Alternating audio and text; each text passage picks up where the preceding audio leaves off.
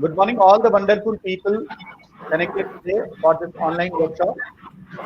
This is the first management management capacity building workshop, and I would like to thank our Honorable Vice Chancellor sir and Coordinator Technical Dr. Kiran Mathi sir and Mr. Ravi sir to have given this opportunity to Global Institute of Technology who has found their uh, trust in our institute to hold this kind of workshop. I would like to welcome you all on behalf of Global Institute of Technology. First of all, I want to introduce you all about Global Institute of Technology. Global Institute of Technology has been promoted by Kandoi Group, and this group is an industrial house engaged in manufacturing and hospitality industry. It is actively involved in different social activities such as running a charitable school and organizing different medical camps and prevention camps.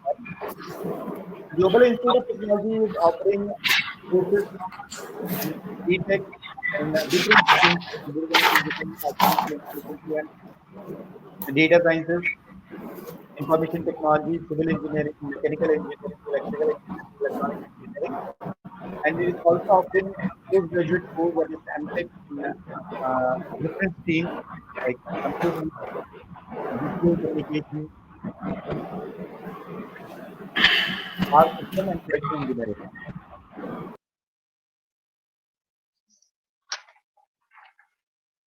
This workshop, basically, as you all aware, that TechCube 3, RTU TechCube 3 is striving hard for the betterment of all the stakeholders of technical education, whether it is students, faculty members, or the management person. For students, different student workshops, different competitions like hackathon and startup competitions, expert lectures, all the events are organized by TechCube 3. If we talk about the faculty members and then various FDPs on recent topics, the different STTPs, and all other programs are conducted. And for the management, who is the another stakeholder of this education industry, so for management, this kind of workshop is organized, and this is the first management capacity building workshop in which different experts from who have very expert expertise in management skills and doing a great job in form of leadership. So we'll have 2-day session, and this session will include 4 different personalities who will interact with the audience. Now, I request, don't taking much time, I request our Honorable CEO, sir. I would invite our CEO, Mr. Naman Kandoi, sir, who is young and enthusiastic personality of Global Institute of Technology, our CEO. He is also Society Secretary. He is Director of Kandoi Technologies, Kandoi Metals. He is BS in Mechanical Engineering from Purdue University, and he has done MS from Imperial College London.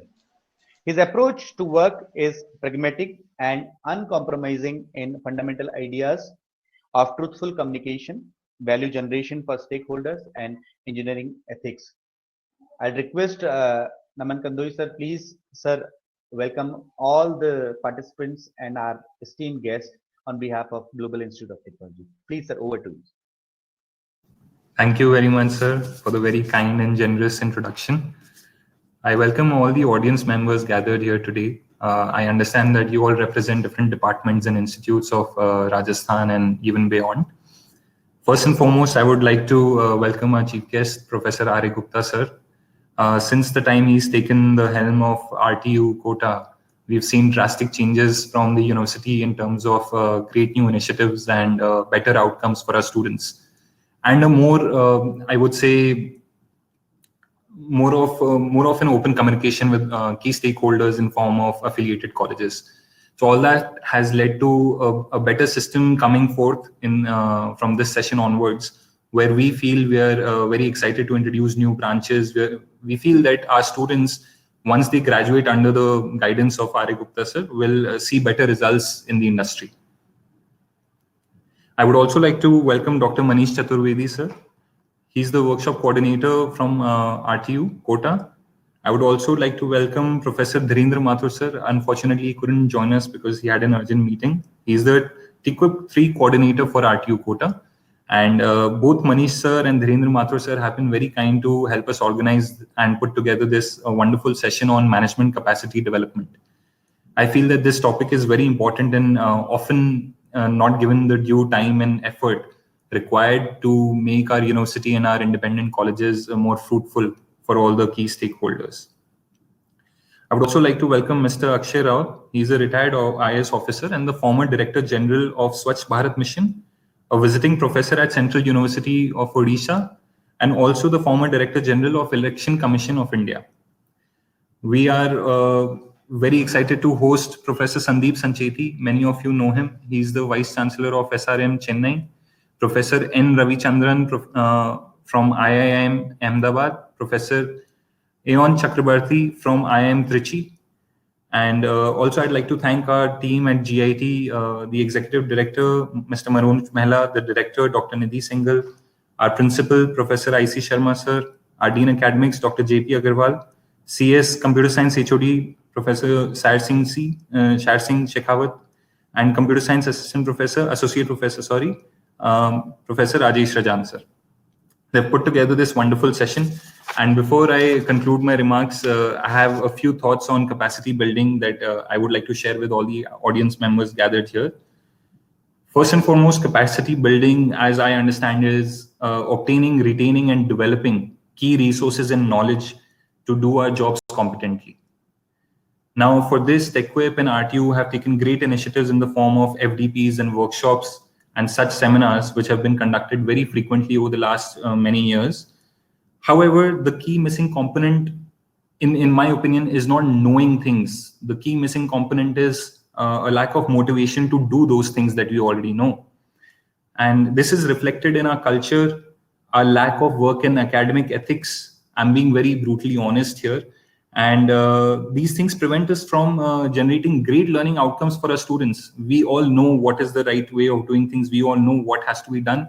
It is only when the time comes to execute these things, we sort of fall short on our promises. Now, culture is how we think, how we feel, and how we act collectively and individually. To build a great culture, we have to be great models first for our teams. The best way to get somebody to understand your culture is by adopting the culture completely in its capacity within yourself first.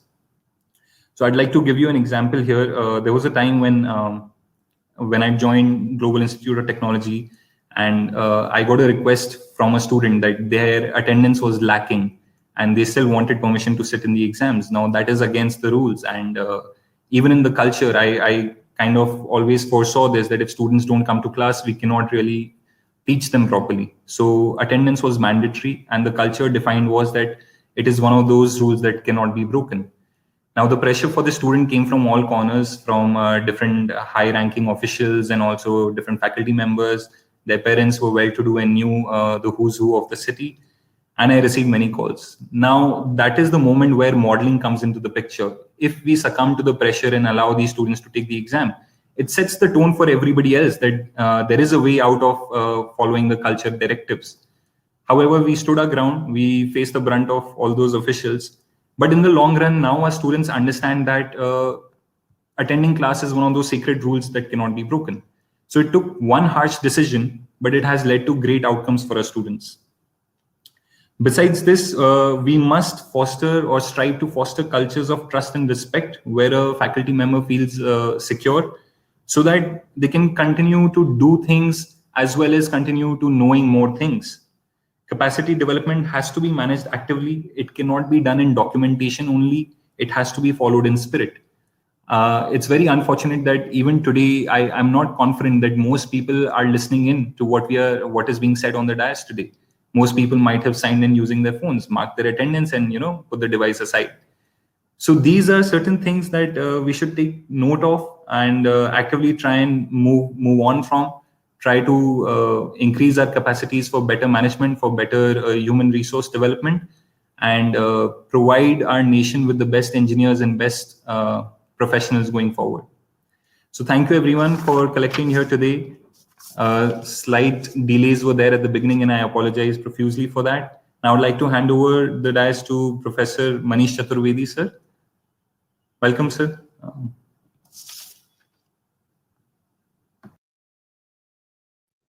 Thank you so much, sir, for your kind words.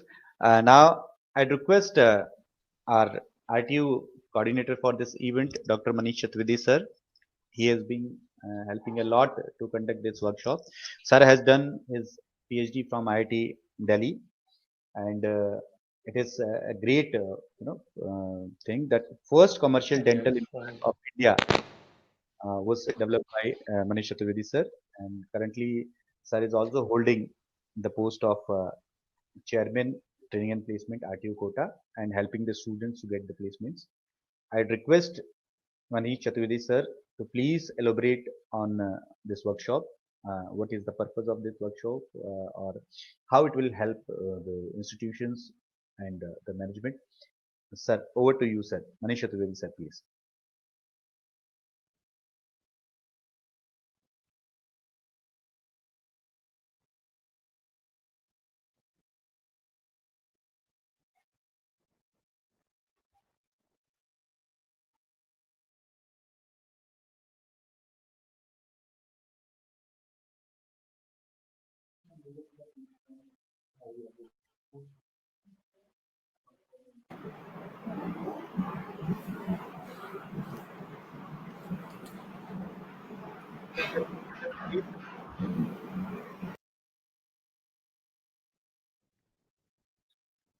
I request Manish Chaturvedi, sir. I think. Yes. Give a call to him, I think, है ना? Sir एक बार Chaturvedi sir को call करिएगा please.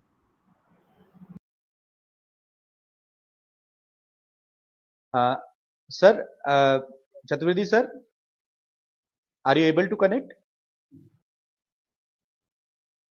Manish sir?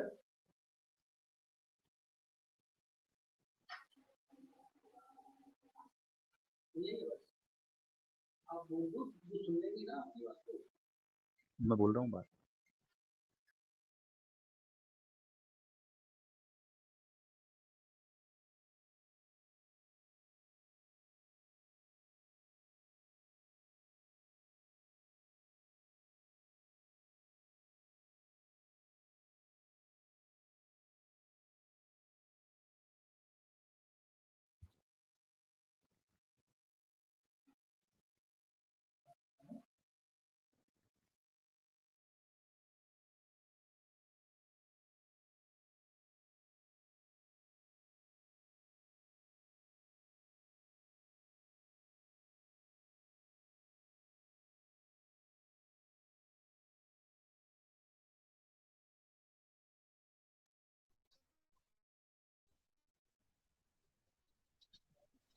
I think there is some problem. Chaturvedi sir, are you able to? Yeah. Okay, sir. Yeah, I am able to hear you. Am I audible now? Sir, you are audible perfectly. So I request you to, sir, please elaborate on this workshop. Please, sir. Over to you, sir. Yeah, sure, sir. Yeah. I thank you, Mr. Kandoi, and thank you, Mr. Sharma.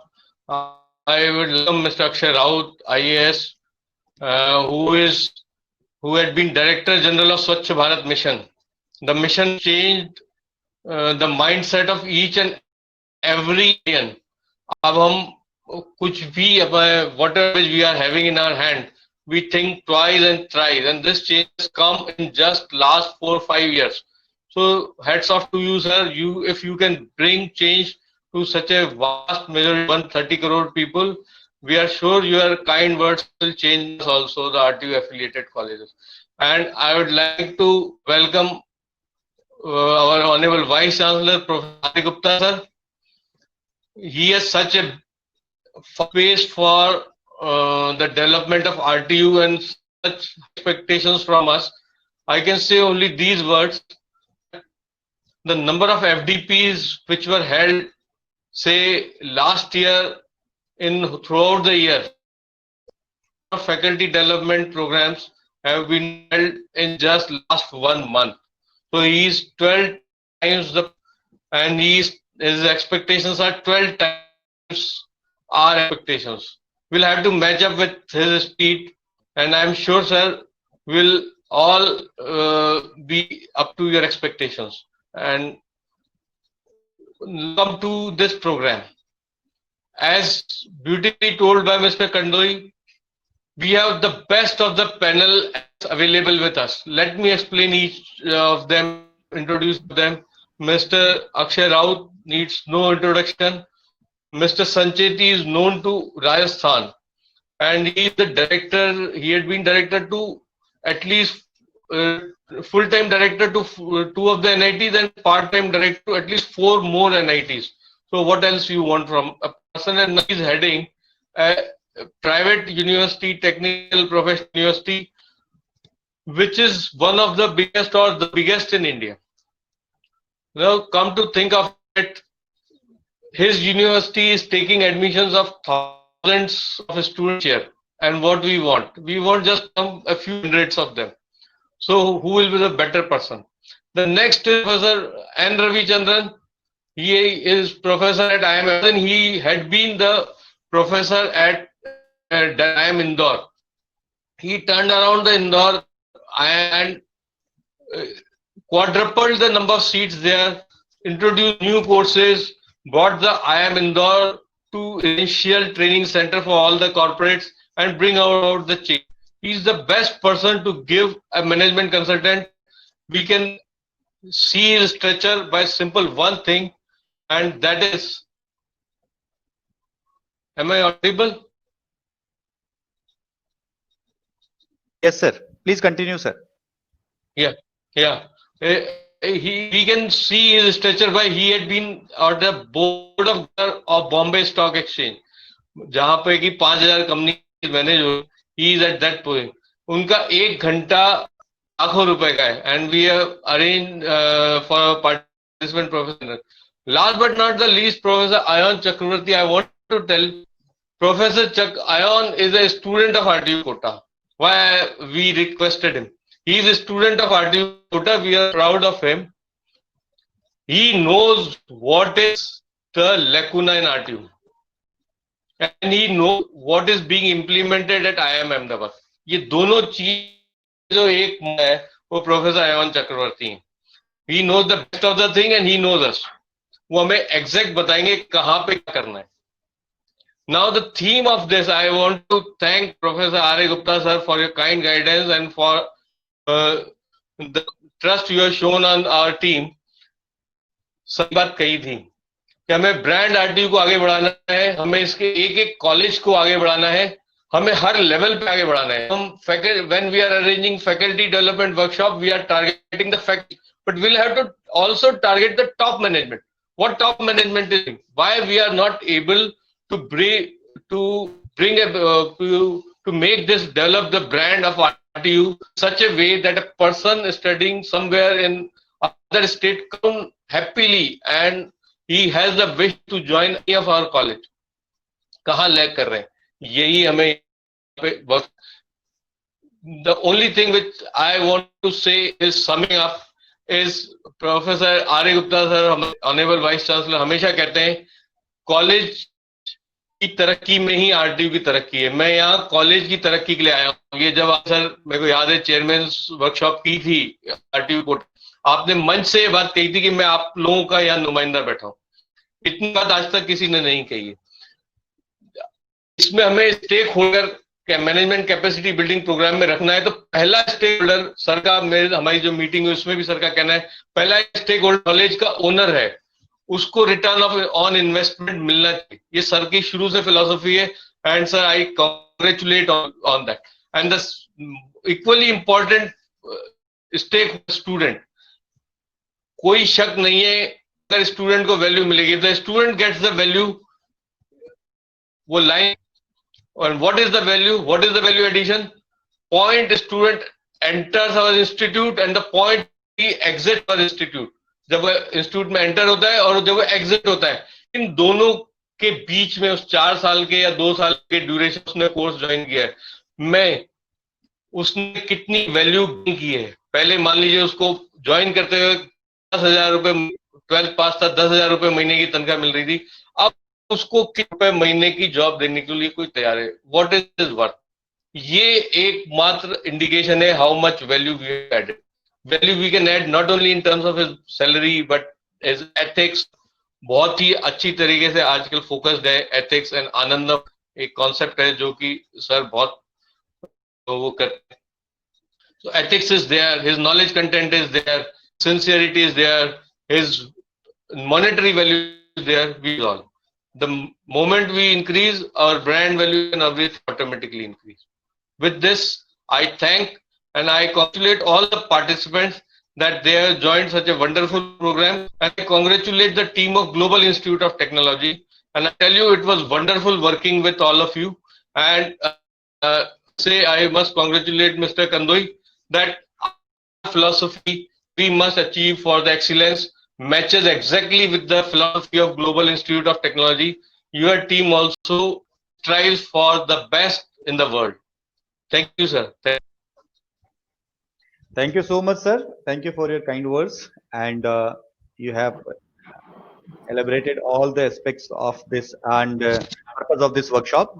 Now it is the time, जैसा अभी sir Manish sir ने कहा कि हमारे driving force, हमारे mentor जो sir हमेशा एक तरह से, यदि मैं आरटीयू की कॉलेजेस को, उसके मैनेजमेंट को, उसके फैकल्टी को यदि मैं रेल के डब्बों की तरह लूँ, तो हमारे वो engine, source of inspiration, our honorable vice chancellor, Professor R.A. Gupta sir. Professor R.A. Gupta sir has a vast experience in technical education.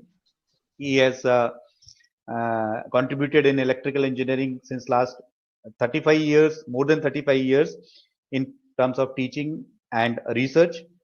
He has published over 200 research paper in international and national journals and conferences.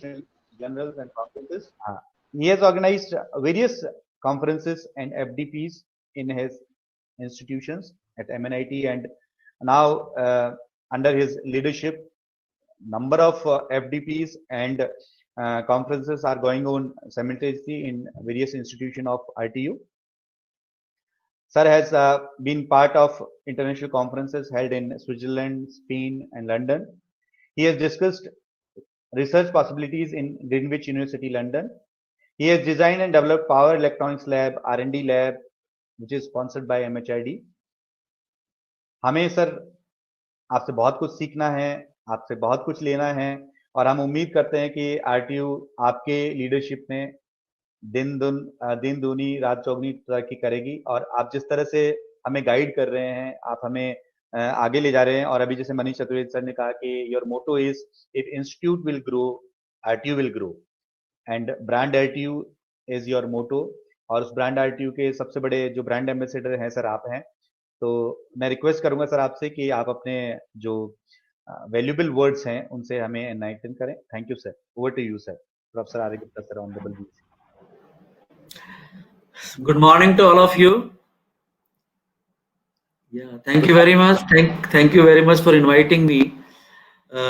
This is really a different type of development program, faculty development program, the management building.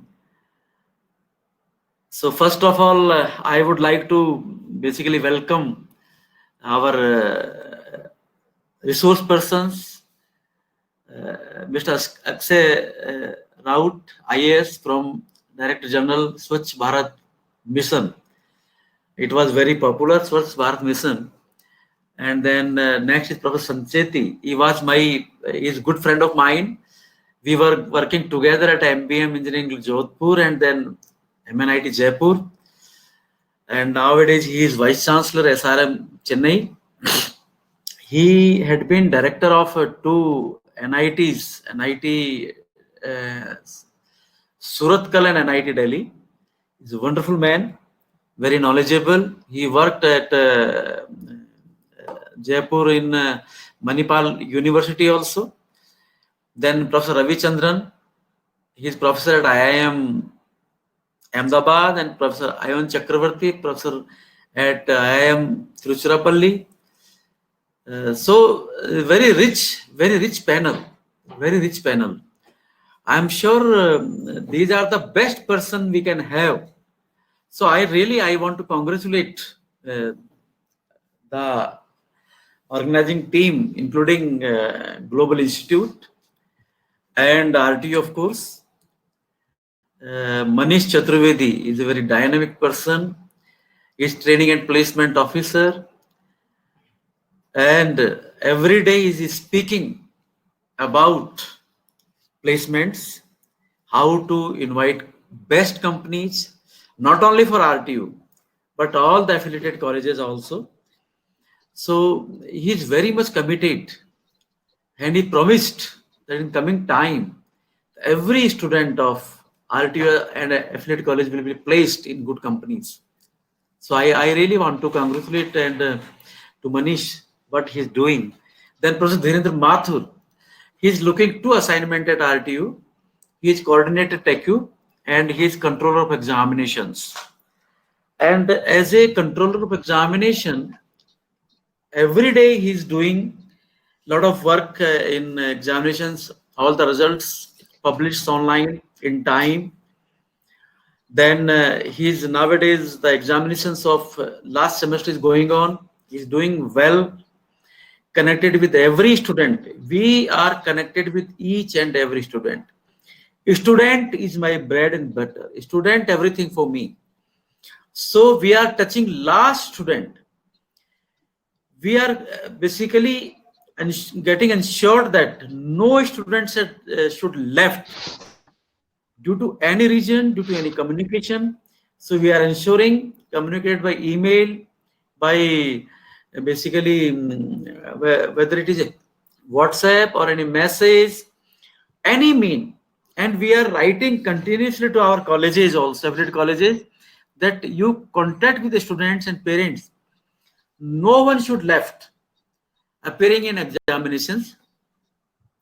And we have not imposes any fine or late fee on filling the examinations forms. Even today we are inviting examination form. So no one should left, and we are not charging any higher amount, not any penalty. So I really want to congratulate Professor Dhirendra Mathur. Every day he is doing this assignment.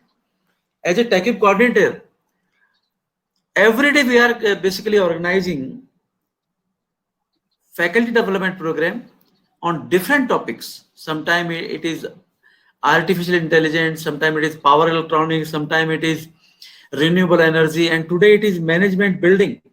So all the chairmen, when I joined here, first meeting I called all of the chairmen at RTU Kota, and we openly discussed that RTU is available to all the affiliate colleges anytime, any discussions. And then, of course, Naman Kandoi is a young gentleman, CEO Global Institute.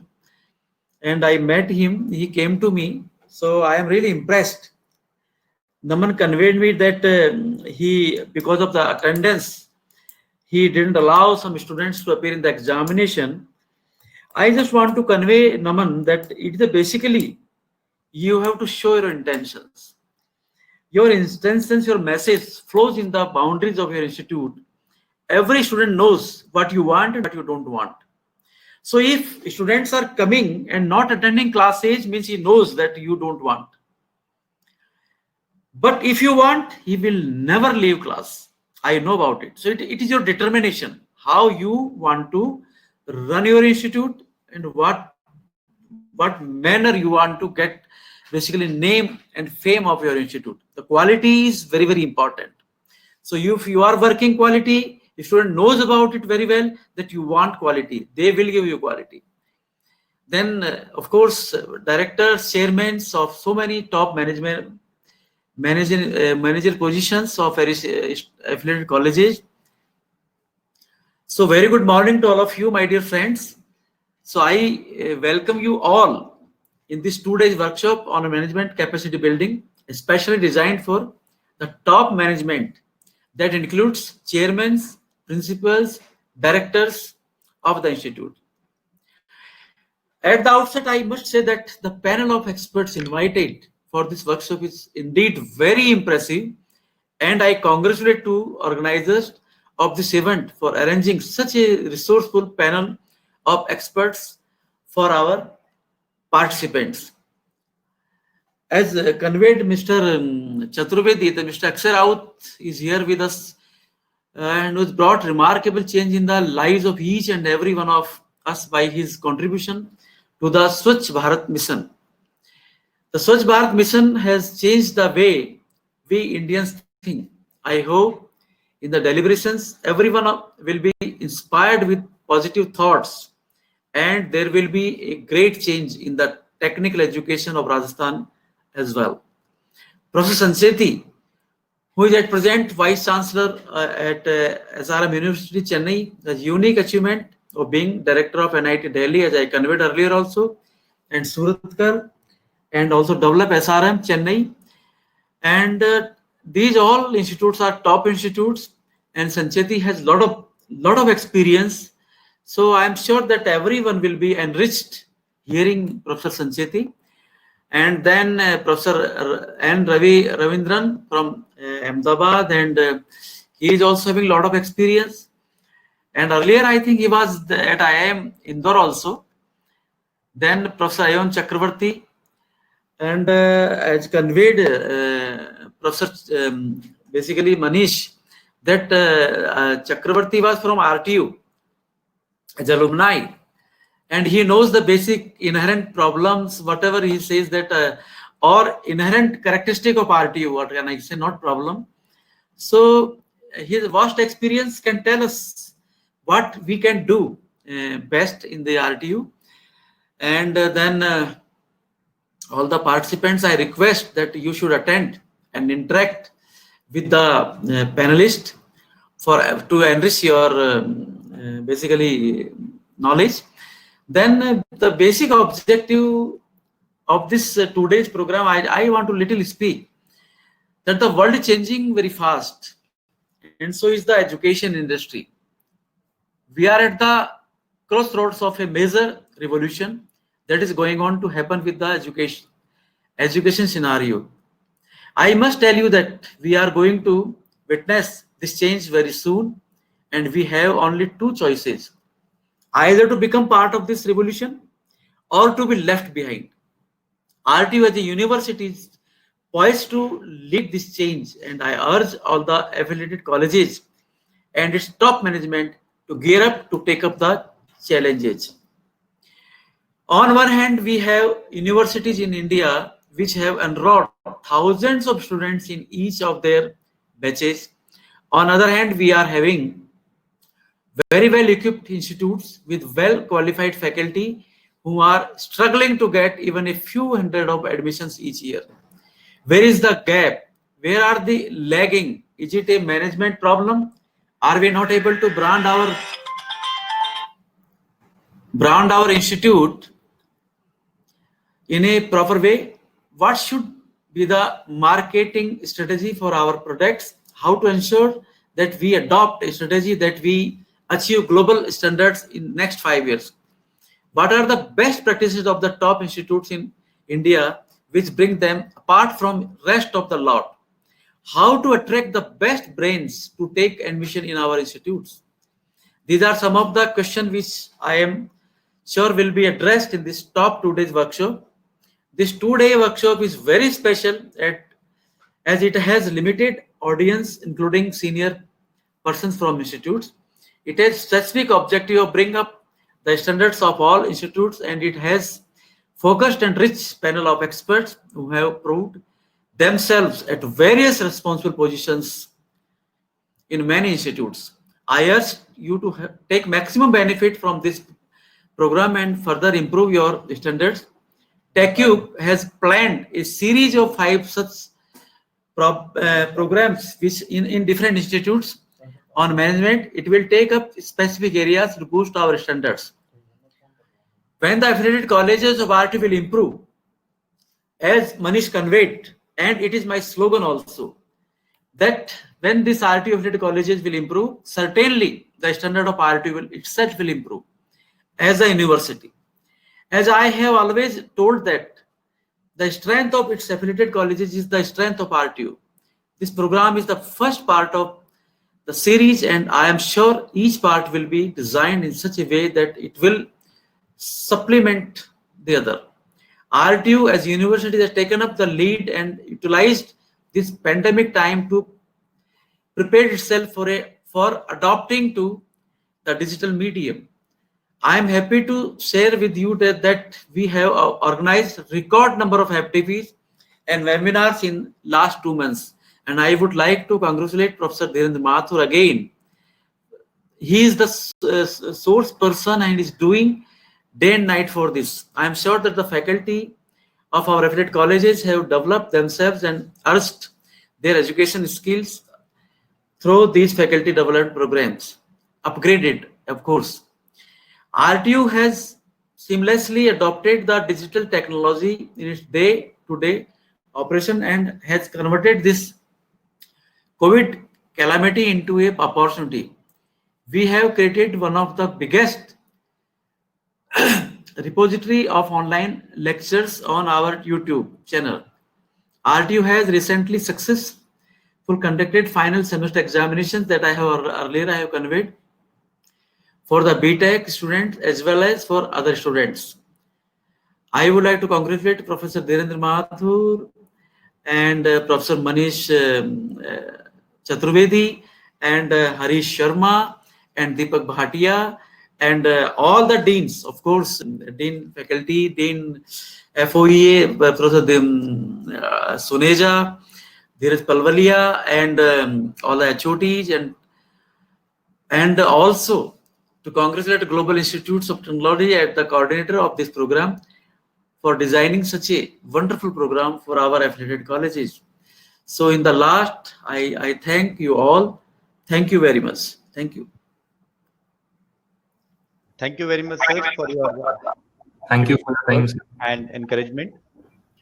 Now, I'll introduce our expert and speaker for this session, Mr. Akshar Raut, sir.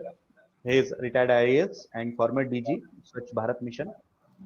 Sir has 34 years of experience in management of policies, programs, projects, and human and financial resources. Besides specializing in public service communication as part of India's civil services, the Indian Information Services. Raut sir has demonstrated expertise in various areas including social mobilization, civil education, public campaigns, participation strategies, inclusion designs, HR and capacity building, institution and academic development, partnership building, corporate collaborations, development communication and mass media development, elections and democracy consolidation. Raut sir discharged his duties as Director General in Swachh Bharat Mission last year, where his work to involve crores of Indians, particularly the weaker sections, women, youth, children, for a significantly structured sanitization movement that contributed to great health, greater dignity, higher livelihood, and better living conditions. From 2009 to 2014, as Director General of Election Commission of India, Sir led initiatives that yielded significant increase in enrollment and record turnout of voters. He was the founder Director General of Indian International Institute of Democracy, Election and Election Management, a global knowledge and resource center for election managers and democracy stakeholders. He was an election observer in Mexico, Tanzania, Russia, Australia, and South Korea. Sir has made a distinguished contribution to mass media development and broadcast practices in India. His short tenure as Director General in DD News was marked by a range of reforms. He represented All India Radio and DD in Southeast Asia and Bangladesh from 2000 to 2003. He currently advises on public policy and development, water, sanitation and hygiene, election management, communication and social mobilization. He works as senior advisor with UN bodies like UNICEF and UN Ops, as also with a range of national institutions and corporates. Sir will speak and writes to national media also, and also teaches as a visiting professor at the Central University of Odisha. It is a great pleasure to have such a wonderful and knowledgeable person as our eminent speaker for this event.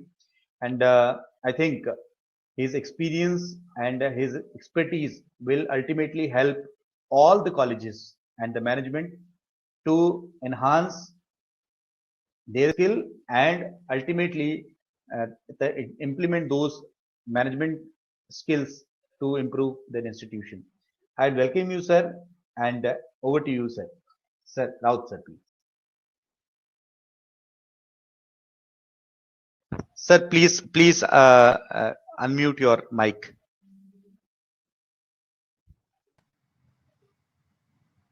Thank you very much for the kind words. Are you hearing me? Yes, sir. Thank you, sir. Okay. Please. Okay. Good.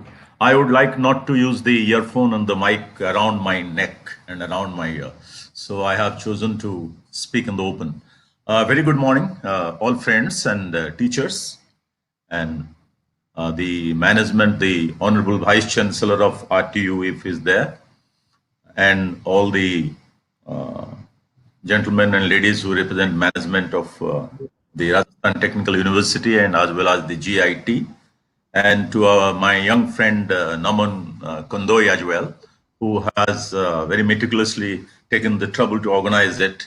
And I'm very indeed privileged that I have been invited to be here among such an elite audience, because what better thing can be on a Saturday morning than to be among teachers? And who are better in this world than the teachers? And my subject, as it has been suggested to me by Naman, is leadership, communication, and management. And teachers are leaders, of course, natural leaders. I mean, who else in the society can command to be a leader than a teacher? And I have been it has been one unfulfilled aspiration of my life to be a teacher. So I feel very privileged, and I have throughout my life I have spent in time in civil services being jealous of teachers, because something which I could not be, I wanted very much. At this late age, I am trying my little bit to be a part-time teacher, at least, if not anything else, because throughout the life I tried, but I could not be one. So it's truly a great privilege to be among all of you. And I always, for about 1.5 years, I have been trying to learn the art and craft of being a teacher. And in that, I found that if I knew something about leadership and management because of my varied roles in civil services in India, it is coming very handy. It's coming very handy. That means on a day-to-day basis, a teacher's role has something of a leader, something of a manager, and of course, a lot as a communicator. Today, I'll share some of the things which may be out of my 35 years of active life in profession. Little more than that, I started as a banker for about 4 years. I strayed into banking. Then I thought I must come back to a civil service because I could not be a teacher. At that time, I wanted to be one, but the issues of livelihood forced me into civil service, to be very frank. Because at that time, teachers were not as well paid and as established as all of you guys are. I must again compliment the Rajasthan Technical University, which is very resourceful and has a lot of good colleges under its jurisdiction, and also the GIT, very impressive work that it has been doing, and also its very dynamic and young CEO, who is always bothered by the question of social impact. He has not taken GIT as something as an engineer takes to an engineering project, or he has not taken it as a profit-seeking entrepreneur seeks an enterprise, but I think he's desperately in search of some social impact, and that's the best thing. I think a teacher in a day-to-day role also is looking for some type of impact. Otherwise, why will he spend so much time in a classroom interacting with students who keep on changing batches and all that? Because there is a social orientation in the activity and the profession of a teacher. So I'm very happy. Now, I don't have a PowerPoint presentation because I'm pretty tired and bored with those things at this point of time. And having these webinars and discussions online, it has started giving diminishing returns all the time. And I am very keen that I must save your screen time. I must protect your eyes from screen time. My God, the whole world has become a big and small screen. That's it. I do not know how many commanding instructions all of you had to come and listen to a guy like me on Saturday morning. I don't know, really. I don't know. So because how much my eyes can bear, how much of screen time I can empathize with the 150 of you who are sitting there. I don't know how much screen time you spend every day. And think of the little children about whom I am concerned these days, who have been out of the schools, and like a lot of young men, women are out of colleges, and we are greatly feeling about the online education. It is great, no doubt about it, but it has its limitations. Just imagine how much of screen time we are imposing on ourselves and what all it leads to.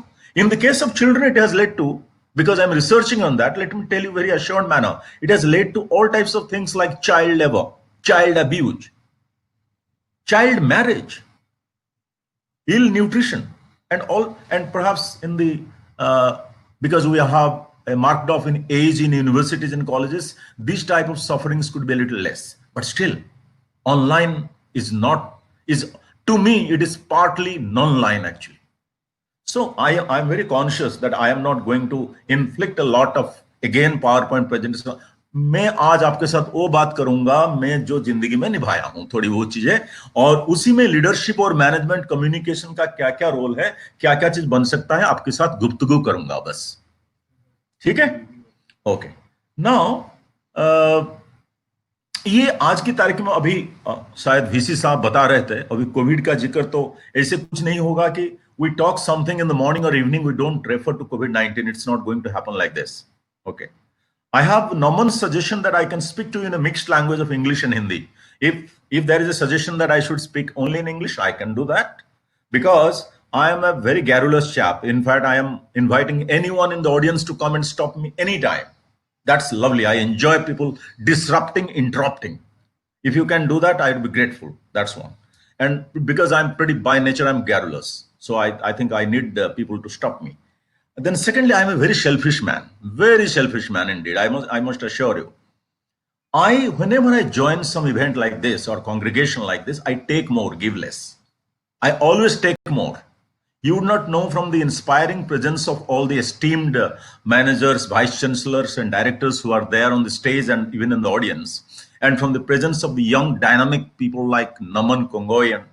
So I would be taking more, believe me, because I do my business very well. When I leave this place, I would have taken more and given less. If you want to take more from me, it's up to you. Okay. Now, these two things having been said, let me come to COVID, about which I was starting to speak. The COVID situation in the world today suggests that we have not been doing our leadership well, we have not been doing our management well, and we have not been doing our communication well. Straight, period, right? Why I'm saying so? Please ask me this question. 3 crore people dead, infected, more than 3 crore, about 10 lakhs fatality, and the countries are fighting between themselves who is at fault, and vaccines are being subject to ultranationalism. The world stands more divided in the time of a crisis, earthquake, fire, death, floods, everything, the community, whether it is of the global community, country community, state community, or a society which is self-contained, we all need to come together. But you are all thinking people, you are teachers, you are managers, you are running enterprises, you are academic institution builders. Tell me, have the world acted responsibly enough? Has there been remarkable leadership in the world? I'm talking on a global scale. Okay. Is the world more united or more divided? I guess it is divided, unfortunately so. And everyone is suspicious of the other. People are being secretive. People are blaming certain other people on the basis of the borders, on the basis of where they're born and what they've done. And whenever a vaccine is about to come or in the process, there are claims, counterclaims, and accusations. And in any case, because of the physical distancing, we are away from each other. No one is supposed to physically meet, which generates warmth and intimacy. We have just become online. Online means frogs on a screen, just heads and faces. No touch, nothing. So in this, I am saying that leaders of the world have not really stood up to the test of time. The managers have done a decent job, but not uniformly well. And the communication has crashed. I'll just take 2 more minutes how it has been done. Either you have a hype, you have a fear, or you have a carelessness. There are some who are on the track of carelessness. There are some who are moving around with fake news. Some who are creating a lot of panic and hype. Some who are pushing their vaccine. But what is so? Where is the seasoned, wise communication which is balanced and which is constructive for the globe as a whole for the next 100 years or till the pandemic is here and after it is gone? Where is that? Where is the leadership which says that the world is completely united and they're working in tandem on this? Oh. So this is one example of, I'm not going to have a full discussion on COVID. That's my favorite. I think that's everyone's favorite. But that's, I think, for another day. With COVID, I finished for this time. I just wanted to say that leadership, management, and communication have not worked greatly in this generational crisis that is confronting us. Not greatly. Maybe to some extent, management, some extent communication, localized, some countries, some leaders are great, good. But overall, if you see, there are definitely deficiencies which have worked against us in this COVID crisis. Now, I'll come in a little more systematic manner. These are just teasers. I'll come in a little more systematic manner to the subject of the day, which is what are leadership, management, and communication, how these are related. And let us try to also go to the campus situation on which many of you are directly connected with the campuses. We'll come to that a little later. But who is the leader? Why? Who is the leader? Who is a leader? A leader is a leader only if there are followers. If the follower word is not there, if there is no word called followers, then there is no leader. And in an organization, say in a university, in the country, it could be the prime minister. In a university, it could be the vice chancellor. In an enterprise, it could be the CEO. It could be chairman of a group. In a faith organization, it could be the faith leader. So these are the leaders. Why they are called the leaders? Because all the followers include all the people. It could include management as well. It could include staff and employees. It could include to some extent the external stakeholders as well. It could include the wider area of consumers and partners. But a leader is a leader because all these people that we mentioned relate in certain ways to the philosophy, to the thinking, to the ideas of the leader. And the leader is one who is, on the strength of his ideas, on the strength of his philosophy, he creates a regime. It could be a factory, it could be a university, it could be a country society, it could be a global community, it could be a technical institution.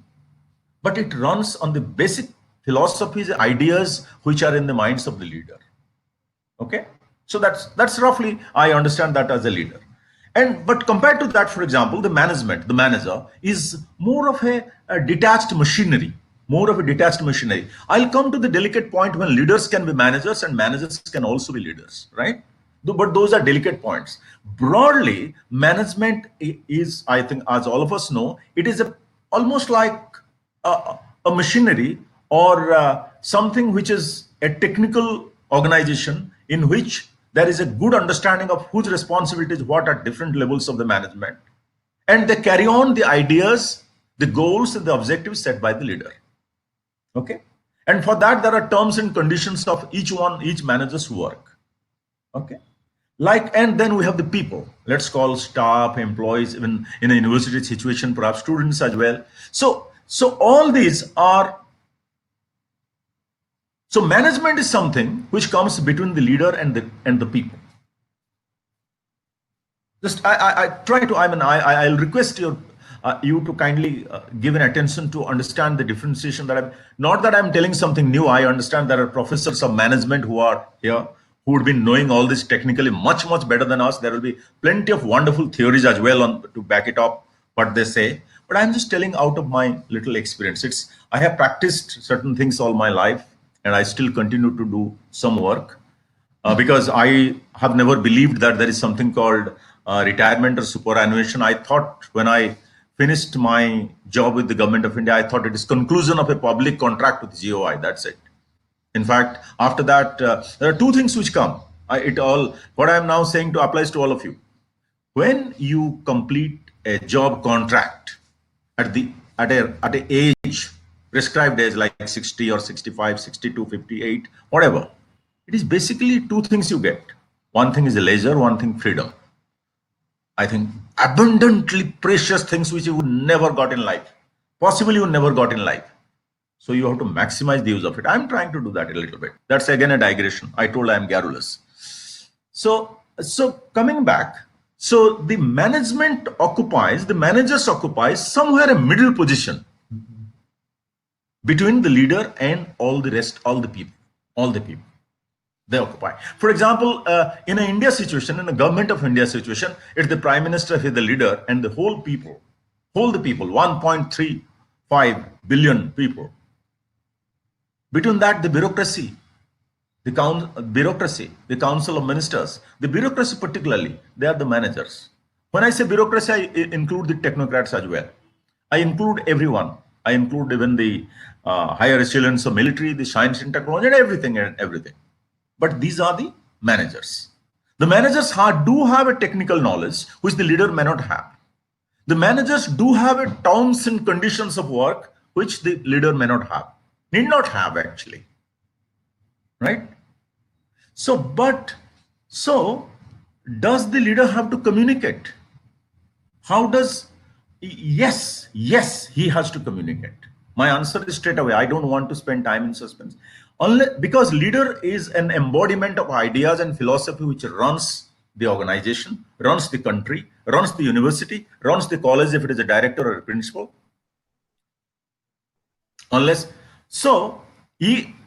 For this to run, the ideas and the philosophy must be conveyed to each and one. Because what is then participation? If everyone doesn't take part in the enterprise in soul and spirit, this doesn't move much. You can still coerce, you can move commanding instructions, come and join on the webinar on Saturday morning. But if there is no convincing communication, then never participation is not smooth. I'm saying I call it IM. I generally call it IMF, but for the purpose of today's webinar, I'll call it today's workshop, information and motivation. I think everyone must be informed about the environment around. Why this college is being run? What are the courses? Who are the students? I may be working as only a teacher in the chemical engineering, but I must know what's happening in aeronautical engineering. I must know what is happening in communication. I must know what is happening in the registrar's office or the administrator's office. Then only I'll have an overall ownership. Otherwise, I am a small nut and bolt. I do not understand why the machine is working. That's why everyone must be informed. If the organizational inform or apex information is to be passed on by someone to all the people, the best person for this purpose is the leader. And it is not only information alone will not work. There has to be motivation. And the motivation is something which only the leader can provide. Motivation is only and only and only a leader can provide. A manager can, but when the manager does it, manager acts like a leader. We say he's not simply a manager. She's not simply a manager. She has leadership qualities, right? Because this manager, he or she is able to motivate as well, right?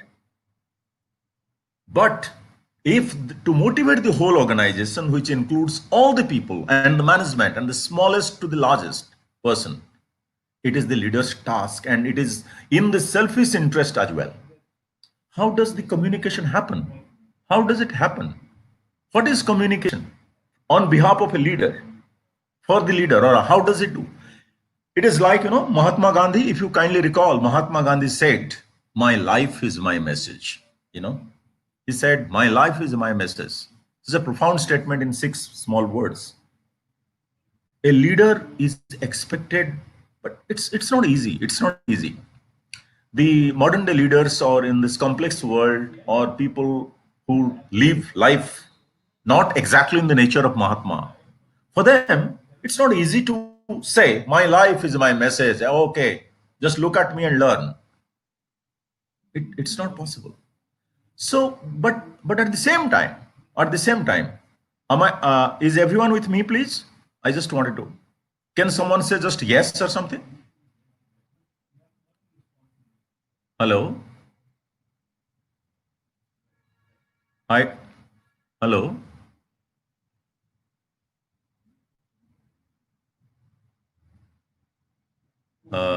Naman or anyone, can someone confirm to me if I am connected? If everyone is hearing me? Yes, sir. You are connected, sir. Okay, thank you very much. This is one of the. You are connected, sir. You are connected, Okay, sir. thank you very much. When I teach in my class or when I do other things online, I always want in between one response system so that so that it doesn't become silent, cold, and dead. Okay. Kindly, if any time I'm disconnected, someone should mention this to me. Uh, yeah. So a leader cannot just say, "My life is my message," like Mahatma Gandhi, because we are not Mahatma Gandhi. But at the same time, no one in your organization, no one in your college, your university, or in your technical institution, in your state or in your district, has machine to go deep inside your heart and know and understand what you are thinking, what great thoughts you have about the world, about the organization, about them. They do not have. They do not have, despite the advancing technology, still they don't have to go deep inside and know what exactly, how great you are and what all you are thinking about the world. That you have already thought about a vaccine to come against COVID-19. No one. So basically, kindly take my words. We are, Akshay Raut is, or Naman Kundo is, or VC Saab of RTU is. What do we convey? What do we communicate? I am able to get an understanding of the personality of thinking of the Vice Chancellor of Rajasthan Technical University because I heard him. I saw him. That's it. That's it. If I see him more, if I hear him more, if I see his action more, then I'll understand him more. Perhaps you are getting a little bit sample of what I am because you are hearing me today. Or if you have heard me before or seen me before. Right? So we are what we communicate. Simple. That's it. And what we communicate is what? There are, simple things. We write, we read, we speak. And not only that, we carry a body. In that body, we do some, like I am talking to you, I am conveying certain body language, as it is called. There are a lot of people who are body language readers. They read the communication that is expressed through body movement or to the manner of your facial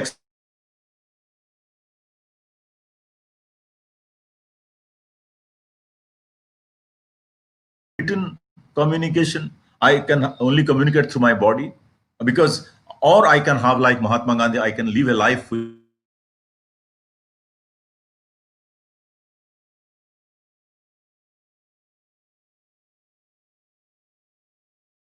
the collected works of Mahatma Gandhi.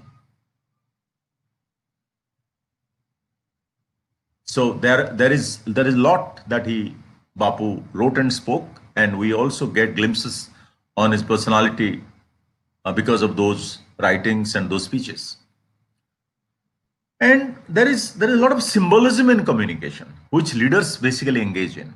They do fasting. They do wear in a particular manner.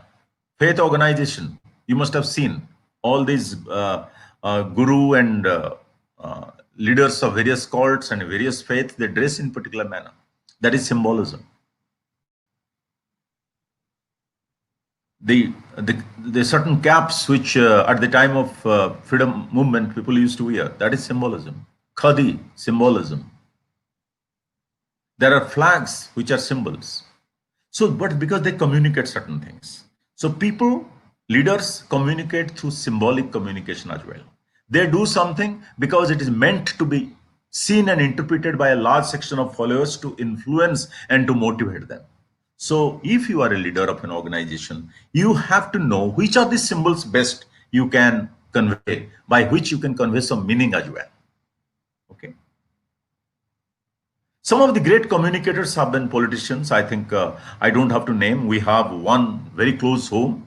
Our Prime Minister, Mr. Modi, is one of the best communicators that the world has ever seen. And that gives him a lot of benefits in terms of connecting with people, in terms of both political benefits and also the governance benefits. We know someone called Barack Obama. We have seen the power of speeches. Mahatma Gandhi, one of the best communicators. Nelson Mandela, best communicator in the world, which we had. We had Winston Churchill. We have a large range of communicators who have excelled in the other profession of politics, teaching, because they have been good communicators. Because being a good communicator always helps a leader tremendously, because a leader has to stay connected with people, either in the organization or anywhere. So a communication helps him a lot. In fact, in the business that you and we are in the teaching profession, the communication, I think you can't just escape being a good communicator. Whether I am a C or B or B plus or A plus communicator, that's a matter of difference of degrees. But the fact is that if I am not communicating well, perhaps it's very difficult for me to be a good teacher. Not only in terms of academic transactions, because I have the enormous task, the burden of taking young people forward to make them good citizens and good in their career, good in their subjects, good in their jobs, good in their life. I have a wider responsibility. If I take my role seriously as a teacher, then I don't have any escape but to be a good communicator. See this. Then if we are talking about leaders who are heading an organization or heading a country, they have a lot of things which are very, very important. That, like, they have to set goals, they have to set objectives, they make strategic moves which they think are great for this organization. But for that, they have to do confidence building.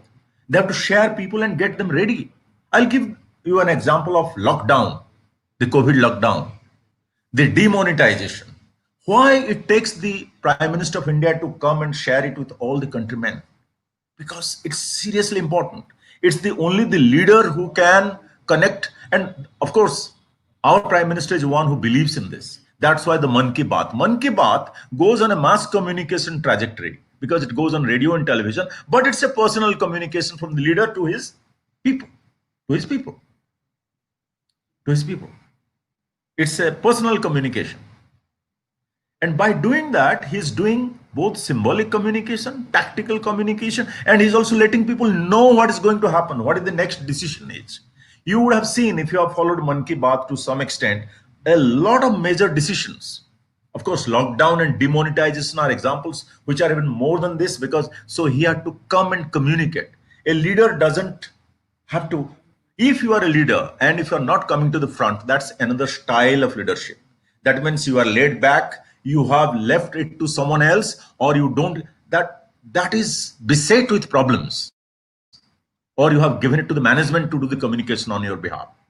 But my personal understanding or assessment is that a leader has to communicate on critical issues, important issues, strategic issues, issues relating to goals and objectives, and issues if there are some volcanic disruptions which are being planned for the good health of the organization or the system. It's the leader who can only share, because he or she is supposed to be enjoying the maximum trust. Okay, so this is one. And we always have the talk like communication breakdown. Communication breakdown. What does it mean between the vice chancellor and the staff, faculties, between the teacher and the students? Communication breakdown. That means that almost creates a fire, that creates a negative ambience all around. Negative ambience all around. Why? I mean, that's a contradiction in terms. That's a contradiction in terms, because communication is meant to bridge. It is basically someone to speak and someone to hear.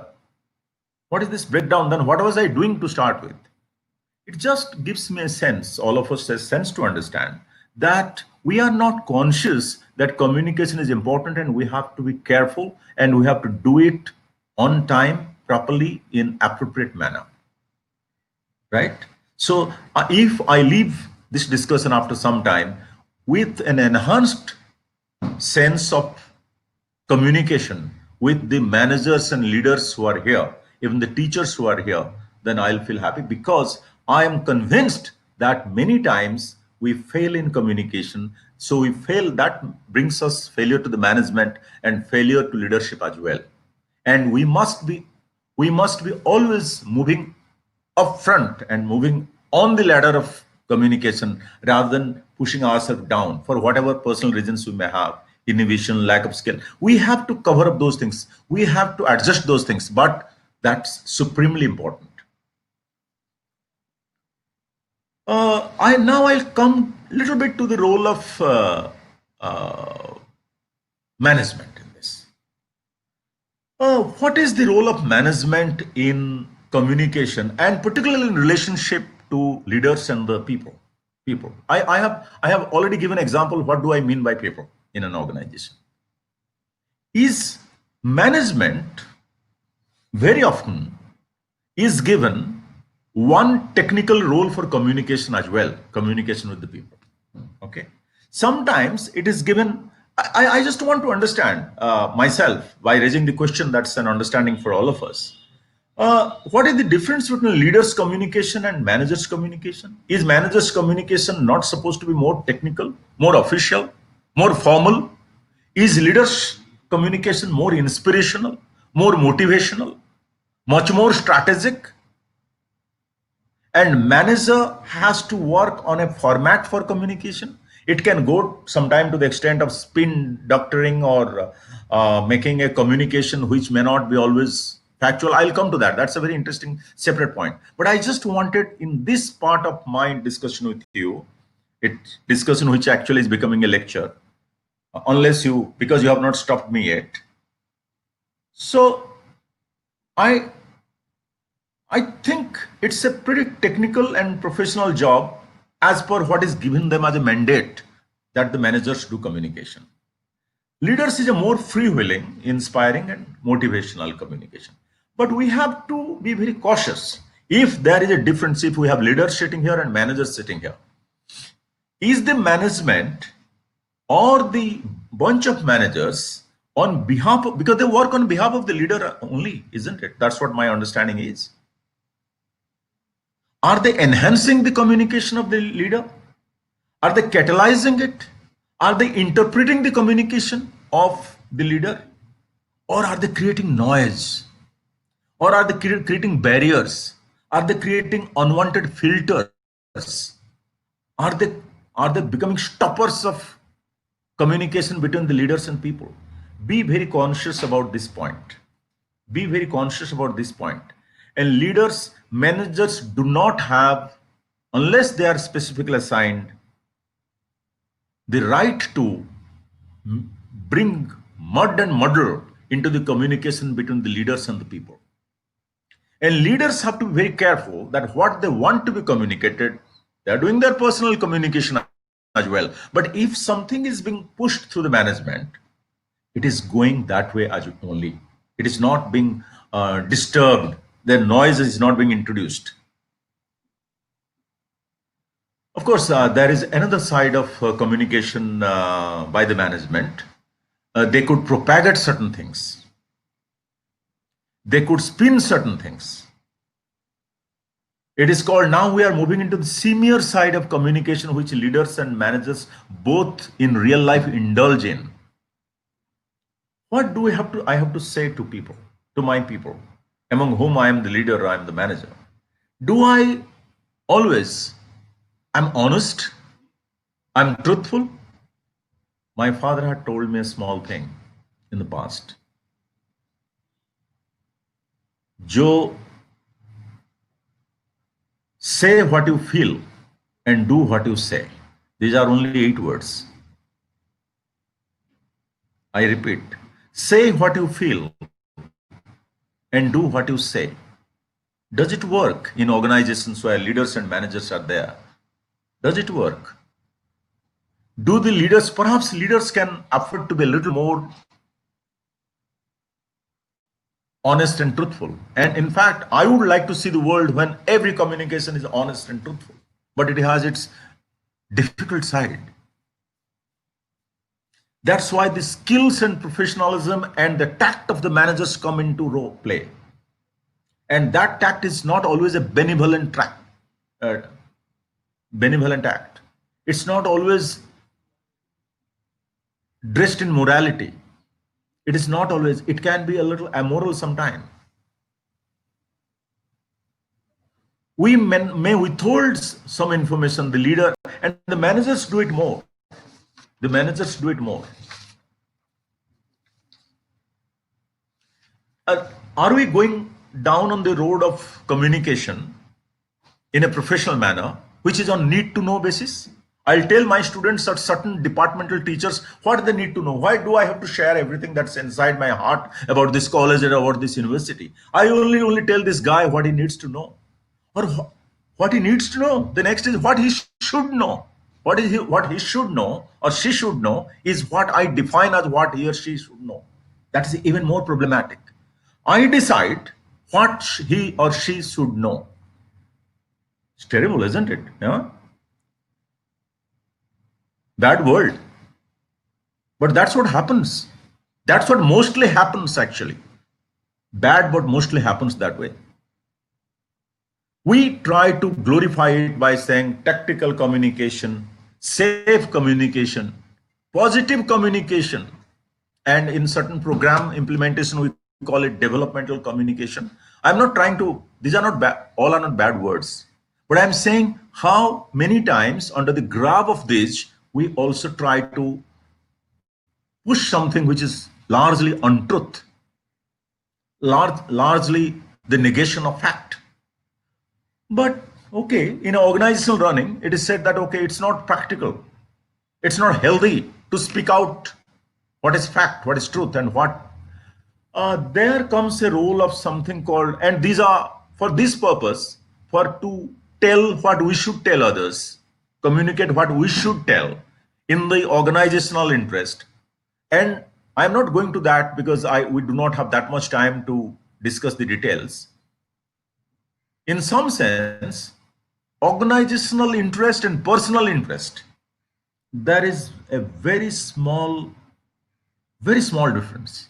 When we are engaging communication with the stakeholders, external and internal, to speak out something, to speak something, to do a planned communication, positive communication, tactical communication in the interest of the organization, it can sometimes be in the interest of personal interest of a leader, worse of some manager. Not great, not great. To some extent, a non-factual and not all the truth communication can perhaps be observed if it is an organizational interest. But if it is mixed up with personal interest, that's another game. What do we want? We are talking about certain countries which are autocratic. We are talking about certain leaders, the way they behave. We are talking about all the smoke screen the fake news. We are talking about the hypers. We are into a different world that's pretty murky. I think in our beautiful world of the college campus, university campus, we must engage in largely truthful, honest, and transparent communication. But of course, there is timing and the manner in which the leaders and managers must choose to communicate. Whether it is on the social media, through the email, through calling a meeting, through talking to some focused group people, a set of women colleagues, a set of students belonging to a particular class, not all the students, not in a general assembly, maybe something in a general assembly. I must choose my manner of communication. That is called tactical understanding of communication, the effectiveness of communication in a management and leadership situation. And in this, when the management is given over largely the task of communication, the role of a spokesperson comes. Skilled firms, agencies hired for this, a lot of money spent, and a spokesperson speaks for the organization. Many times, the tendency of a spokesperson is to overshadow the leader, and over a period of time, they ascribe to themselves the power and role of the leader. So there is, again, as I told, the leader has to be bit conscious of, bit careful about if the message is percolating down the way he or she thinks through the management. Both leader and managers have to be careful about those who are communicating on their behalf to the rest of the people. Are they overstating, understating? You must keep the professionally appointed communicator in loop of all important things, but also in check about what he speaks to the public domain. So that's I think quite important. Then the another thing, when a leader is communicating internally with the rest of the management, what is the way to follow? Do I speak on if I am the leader, if, for example, if I am a chairman of the whole group, if I am founder of this organization, I will only speak to the CEO or the managing director, or maybe few general managers, or in the college situation, maybe certain vice chancellor will only speak to certain principals. That's one way. And then let the principal or someone who speak to the heads of the department or deans and all that. Then let the head of the department call a meeting of the rest of the teachers. Use of the normal ladder of communication. It's also a communication hierarchy. Do I follow it all the time? It's the leader's own judgment. Or do I create my own ladder of communication? Do I call a bunch of young people, young who have joined as assistant professors just for the last 2 years, and have a communication with them? Do I, as the CEO or MD, if I'm the managing chief, or as the leader, if I'm the founder, or the chairman of the group, do I do that? I have these days, I am one of the public companies in renewable energy. I am advised them. I take 1 hour of interaction with them on Saturdays, and I find that the best of the ideas that I get, because I also give inputs to strategy and reforms, the best of the ideas that I get from the interaction with the youngest of the youngs. I'm not wanting to make a general statement on this, but I'm just talking about my experience. In managing Swachh Bharat mission, internally, we had to do a lot of disruptions. We knew that we had a timeline, and we can't, by going on business as usual, we can't meet the timeline of 2019 Swachh Bharat. Made a lot of changes in our work style, the way we communicate, the way we manage. We made Saturday Club of young collectors. We made within the headquarters of Swachh Bharat mission in Delhi, we made one day on a lunchtime day, with just young consultants from various companies just to meet them. 20 plus things. And believe me, let me assure you, my friends, because I hope that I think all of you could be younger to me and some of you could be my age. The result is tremendous.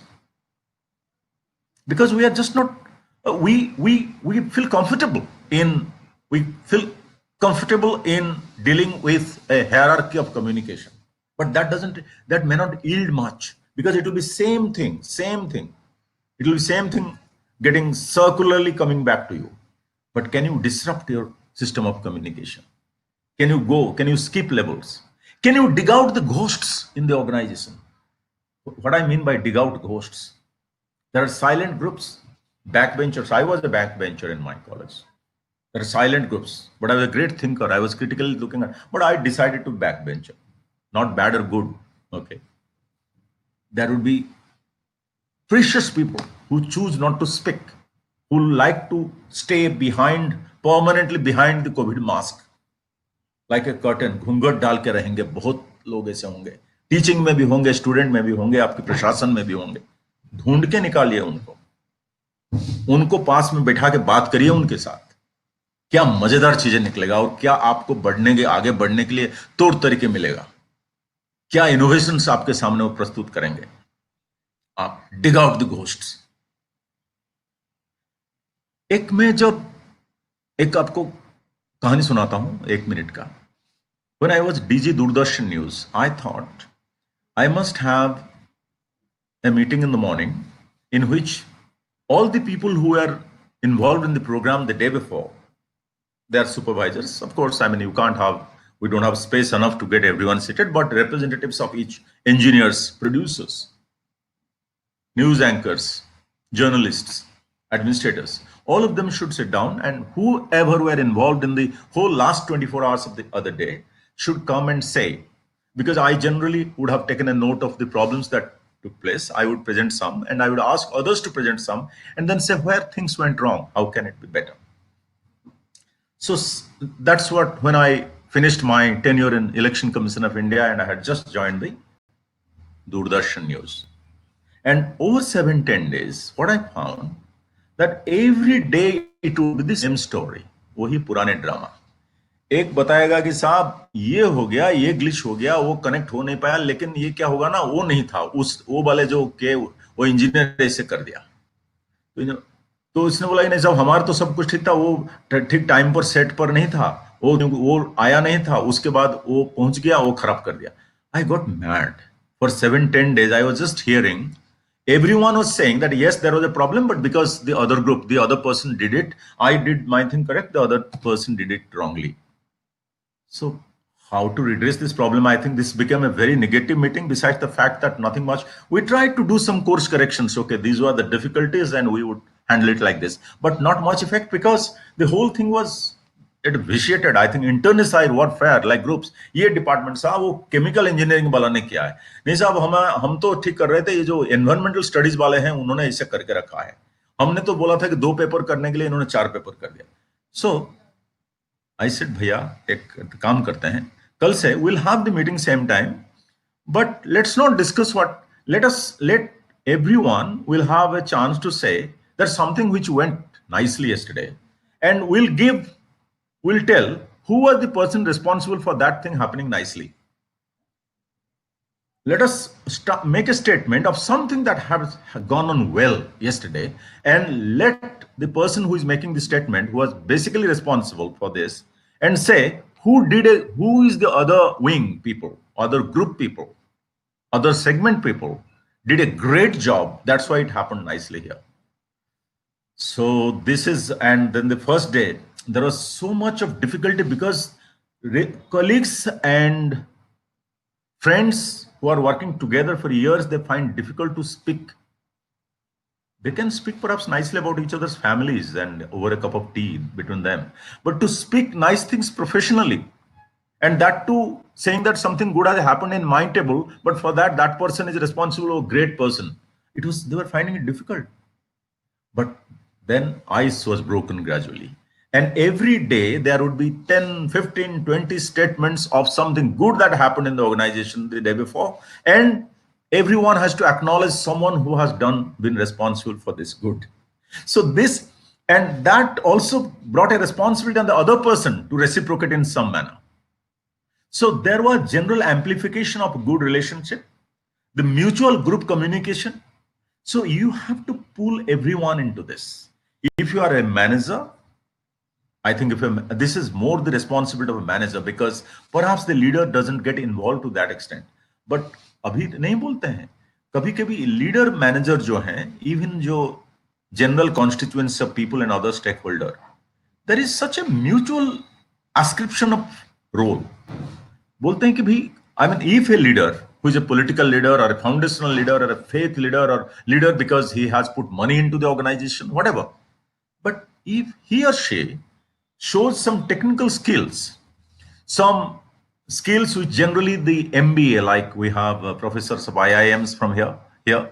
Generally, those who are in MBA come out of MBA, those the consulting skills, the management skills. If a leader exhibits those, अरे यार ये पता नहीं इसको इतना management technique कैसे पता है, ये तो यार मैनेजमेंट बढ़िया करता, क्योंकि a leader is supposed to just to bless, motivate, inspire, take the overall responsibility, put strategies, goals, but the execution and the management strategies has to be put by the managers. A leader, when he or she has the skills and the ways of working of a manager, ये तो सोने पे सुहागा हो गया.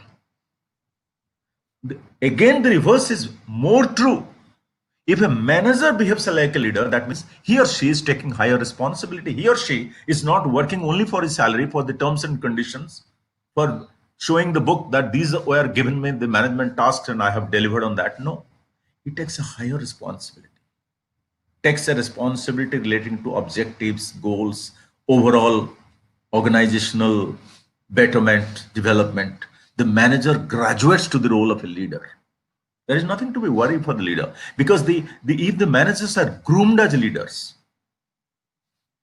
leadership qualities, it's not that he or she is taking the number one position of the leader, because not the founder, not the chairman, not the vice chancellor, definitely not. But showing leadership qualities when you are not actually the leader of the organization or the country. In the real life, in our small towns and villages and in our organizations, we find umpteen number of people showing leadership qualities. Now I'm coming to the third set. Among the students, among the teachers, young teachers, ordinary teachers who have joined just today or yesterday, fresh from the colleges, you will find they do not, many are there who go much beyond their scale, rank, and the wages that they get. They show not only managerial ability, they show leadership qualities. They cover 2 levels up. That's to be given a salute. That's to be given a salute.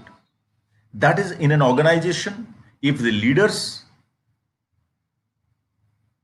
do have the managerial skills and can behave like common people of the organization, can come down to that level in terms of empathy, great. If the managers can grow as leaders and show all leadership qualities, then brilliant. And if all the remaining common constituency, if they show the managerial skill and also leadership qualities in their day-to-day work, not going much beyond what has been given to them as work, that's privileged institution, privileged campus, and privileged organization. So we must generate intra-communication. I was talking on that. Not only the leader and the manager speaking to other people, communicating, that will help. They must keep talking to each other. I just gave an example in DD News. They must complement each other. We must have a mutual admiration society, a mass. The mutual admiration society is used as a negative context, but I always give it a positive context. In my organization, within my organization, my college, my university, my institution, if we do not admire each other, that's tonic for my work. I think all of us do agree that compared to any Padma awards or any awards that we get outside, what we value most is our peer evaluation. That's someone who is my everyday buddy or everyday competitor or everyday rival or everyday colleague. If he or she is giving positive rating, I feel really, really up there. So the intra-group communication generates energy and puts down all internal conflicts, so that you, if you're a leader or manager, you must generate that. Then at some point of time, I'm giving one last example before I call it a close for today, because I have promised that I'll save your screen time, is you must be innovative in your communication. I told already that how you can dig out the ghosts, how you can disrupt the ladder and create your own ladder in communication. But I'm going back to my election management days.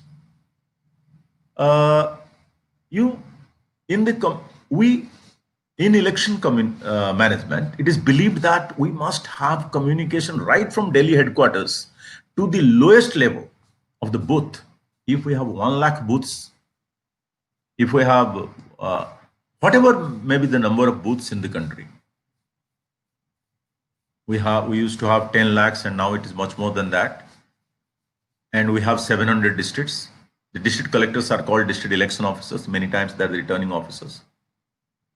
The commission will take care to directly communicate through video or telephone call or to the booth level through a runner, someone who runs physically and connects to someone, and takes all types of care to make that everyone's mobile, postal address and nose, hair, every aspect of the details is there. It may run into lakhs and lakhs of data, but the desire is to be in touch, in communication with every part of the election machinery. That's a type of management in which it is called, many times this micromanagement is a negative concept. But here in election case, in election management, because it is so much of high stake and grievances are so many, so the micromanagement is taken as a virtue. So in that micromanagement, one main aspect is micro communication. The commission likes to stay in touch with not only its 700 odd district collectors who are called district election officers, even to the booth level officers who are in lakhs, through many methods. Because in some cases, trust but verify. How do you do that? You do it through communication. So there are various models. I would not suggest a particular model for communication because it also depends. I must look at my immediate environment. I must know who the people are. I must have empathy in mind. I am doing a crisis communication sometimes. I am doing an aspirational communication because I have a high agenda on my table. I want to take my institution to the different level. That's an aspirational communication. I am raising the benchmark for everyone. In that, as a leader, I have to come out myself. I am doing a crisis communication. There's a problem. There are floods. There is cyclone. There is a war maybe. So that time the communication will be very different.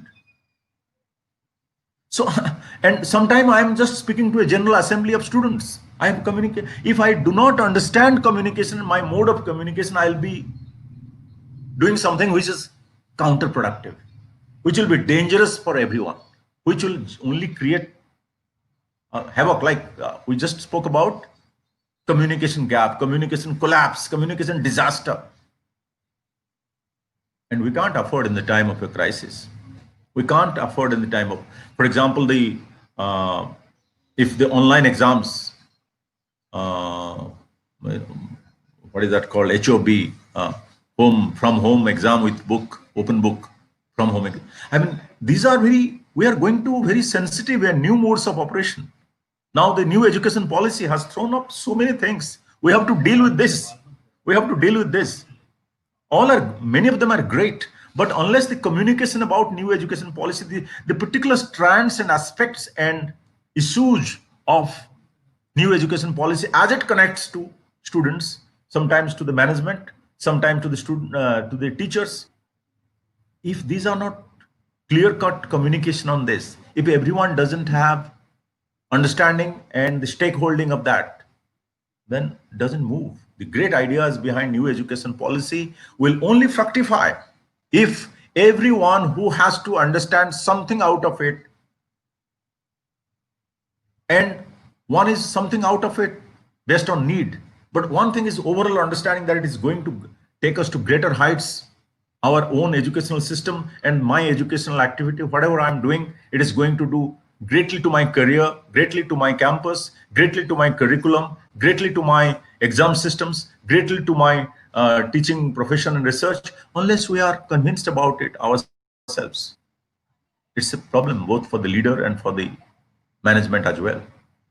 So the communication of the new education policy in a very customized manner to all the groups and stakeholders is very necessary from a leadership perspective and from a management's perspective. Okay. So friends, thank you very much for giving me the chance. I think I have perhaps exceeded my time, or I thought I had my few comments, which I do not know. I never believed in the word called lecture, because if I'm talking to people who are so wonderful like you, and it is just speaking what is in my heart. I still believe that what I say, what I feel like, and I do what I speak. So I have done it in that manner. So if I have done something which is slightly difficult for you to accept, kindly forgive me for that. And I would be very happy if you have some questions, and I'll be happy if I have to come back someday also to share something more with you. Either way, I can be. So that's very nice. Thank you very, very much for the very kind listening, because I think all of you are decided not to disturb and not to interrupt me. So I would think that that's kind and very, very, very kind of you indeed. Thanks for giving me hearing. Thank you very, very much. Thank you, sir. It was very nice to have you here today. Apologies for the mask, but I have some people sitting with me, so I have to keep it on. Naman, you are saying something? Yes, I was just thanking you for taking time out to take this session today. I apologize for the mask. I have some people sitting with me, so I cannot take it off. So that's where the mask is on. So you're doing the but it was a correct great thing. session. I think it was very enjoyable, and everybody was engrossed, and I could see people interacting with the chat messages. So thank you for making this topic like a slightly boring topic, if I may say, very, very interesting, with a number of key examples from your experience in governance and key governmental projects. So thank you again. Thank you. It has been a pleasure. Thank you very, very much. God bless all of you. God bless the Rajasthan Technical University and all the institutions and colleges who are here represented, and the GIT, of course. And God bless all of you and wish you Godspeed. Thank you very much. Thank you, sir. Thanks a lot. Dear participants, I think this was very interactive session, and sir has explained all these ideas with the real life experiences. So I would like to thank you again, sir, as from Global Institute of Technology. On behalf of Global Institute of Technology, we are really thankful to you always. And participants, I request please reconnect yourself at 2 o'clock. So we'll have another speaker, Professor Sancheti sir. So I request all you to be on time. Thank you, Raut sir. Thanks a lot.